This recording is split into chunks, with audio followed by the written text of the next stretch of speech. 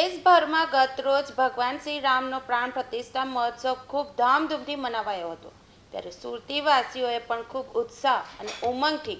આ દિવસને વધાવી લીધો અને હર્ષભેર આ દિવસની ઉજવણી કરી હતી। ત્યારે અડાજણમાં આવેલ ઋતુવન સોસાયટીમાં પણ સોસાયટીવાસીઓએ સાથે મળીને અયોધ્યામાં રામલલ્લાના દર્શન કર્યા હતા અને ત્યારબાદ બધાએ સાથે મળી રામ ભગવાનના ભજન કીર્તન અને ધૂન બોલાવી આ શુભ દિવસની ખૂબ ધામધૂમપૂર્વક ઉજવણી કરી હતી।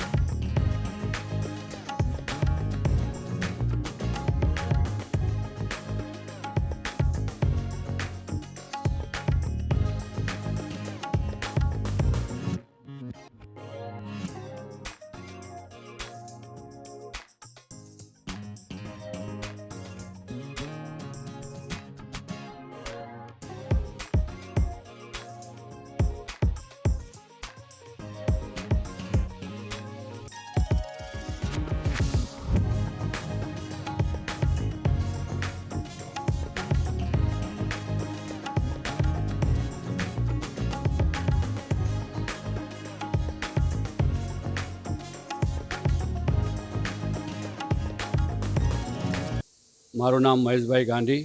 હું ઋતુવન સોસાયટીના ઉત્સવ પ્રમુખ છું અને આજે અમે જે રામ રાજ્ય અયોધ્યા જે બનાવી છે અમે ઋતુવન સોસાયટીમાં તે ખરેખર બહુ સુંદર રીતે આયોજન કર્યું છે। અમારી સાથે ઉત્સવ કમિટીના મેમ્બરો અલ્પેશભાઈ, કૌશિકભાઈ શાહ તેમજ અન્ય સભ્યો થઈને અમે જે મહેનતથી અમે જે અયોધ્યાનો આખો ગ્રાફ બનાવ્યો અને